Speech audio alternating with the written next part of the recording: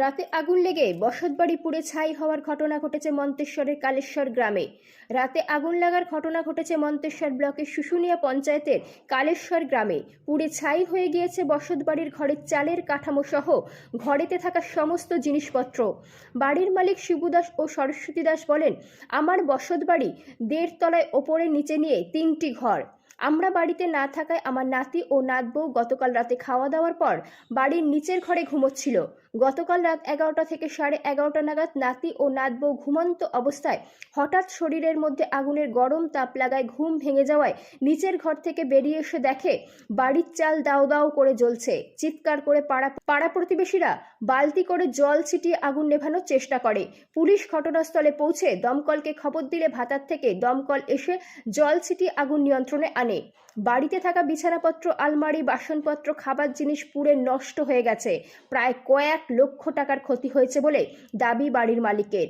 ওই বাড়ির মালিক পরের বাড়িতে কাজ করে কোনো রকমের দিন আনা দিন খাওয়া করে সংসার চালায়।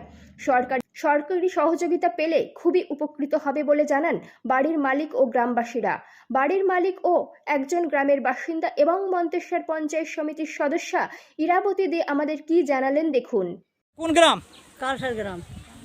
এটা আপনার বসত বাড়ি? এটা আমার বসত বাড়ি। আচ্ছা, কি ঘটনা ঘটেছে? কাল 11:30টার সময় আগুন লেগেছে। কোথায়? আমার ঘরে, একবার ঘরের মাঝখানে চালে। কি করে লাগলো? কি করে লাগলো আমরা জানি না। জানেন না? না। দিয়ে কি তারপর কি হলো আগুন লাগার পর? আগুন লাগার পর আমার বৌমা ছিল, আমার নাত বউ ছিল শুয়ে, আর কেউ ছিল না। নিচে ঘরে শুয়েছিল, ওপরে আগুন লেগেছিল। তারপরে আগুন যখন গায়ে পড়ে, তখন আমার নাত বউ আর আমার বৌমা উঠে পড়েছে। যে তখন দেখছে আগুন লেগে গেছে, তখন ছেঁচুড়ে বেরিয়ে এসে লোকজন দেখেছে। আমার চেঁচামেচি করে আমার পাড়ার লোকজন সব দেখেছে। আমার পাড়ার লোকজন এসে গ্রামের সব যাবতীয় আমার গ্রামের লোক চলে এসেছে। আমার গ্রামের লোক চলে এসেছে, নিবুয়েছে, কেউ বাড়িতে করে জল তুলেছে, কেউ করেছে। তারপর পুলিশ এসেছে, পুলিশকে খবর দিয়েছে। তারপর পুলিশ দমকল নিয়ে এসে তারপর ওরা আবার এসে আগুন নিভিয়েছে 3-4 ঘন্টা জলে। দিয়ে তারপর আগুন নিয়ন্ত্রণ আছে। হ্যাঁ। তা ইয়ে পুড়ে গেছে সব? সব পুড়ে গেছে। কত টাকার মাল পুড়েছে? তা 3-4 লাখ টাকা। মানে ঘরে যা ছিল সব? সব পুড়ে গেছে, কিচ্ছু নেই, আমার কিচ্ছু নেই। ঘরের কি ছাউনি ছিল? ঘরের ছাউনি ছিল। হ্যাঁ। তা কিভাবে আগুনটা লেগেছে? কিভাবে আগুন লেগেছে ওইটাই আমরা বলতে পারছি না, ঘুমিয়ে গিয়েছিল তো। কেউ লাগিয়েছে মনে করছেন? কেউ লাগিয়েছে সেটা তো আমরা বলতে দেখিনি যখন, তাহলে আমি কি করে বলবো যে লাগিয়েছে? কোনো পার্টিগতভাবে লেগেছে? না, পার্টিগত আমি বলতে পারি না। পার্টি কেউ আসবে না এখানে আগুন লাগাচ্ছে। আমাদের গ্রাম খুব ভালো। পার্টিগতভাবে না? না। আপনি মালিক তো এই বাড়ির? আমি মালিক, বাড়ির মালিক। পার্টিগতভাবে নয়? না, পার্টিগতভাবে নয়। সেটা বলতে পারবো না। কি করে যে লেগেছে সেটা আপনারা এবার সাহায্য করুন আমাদেরকে। আমার কি করে হবে উদ্ধার সেইটা আপনারা করুন। তা থানাকে জানিয়েছেন? হ্যাঁ, থানাকে জানিয়েছে। তা আপনার সব পুড়ে গেছে? সব পুড়ে গেছে, কিচ্ছু নেই। কি চাই? কাপড়টুকুনি খাটি পরা আছে, আর কিচ্ছু নেই। কি চাইছেন আপনি? আমি সাহায্য চাইছি। সাহায্য চাইছি? আমার যাতে আমার বসবাস করতে পারি, আমার সাহায্য চাইছি আপনাদের কাছে। গ্রামের পার্টির লোক সব এই ছিল? সবাই এসেছিল, সবাই সাহায্য হাত বাড়িয়ে দিয়েছে। কি নাম আপনার? আমার নাম সরস্বতী দাস। আপনারই বাড়ি? আমারই বাড়ি। কোন গ্রাম বললেন? কালসার গ্রাম। এটা কালসার গ্রাম। আপনি এই গ্রামের সদস্য? আমি পঞ্চায়েত সমিতির সদস্য। এই গ্রামে কি ঘটনা ঘটেছে আপনাদের গ্রামে? কালকে রাত 11:10 এরকম বাজবে, আমাকে এখান থেকে ফোন করা হলো যে শিবু দাসের বাড়িতে আগুন লেগেছে। দিয়ে তারপর আমি সঙ্গে সঙ্গে ছুটে চলে আসলাম। এসে দেখলাম ঘর একদম দাউ দাউ করে জ্বলছে।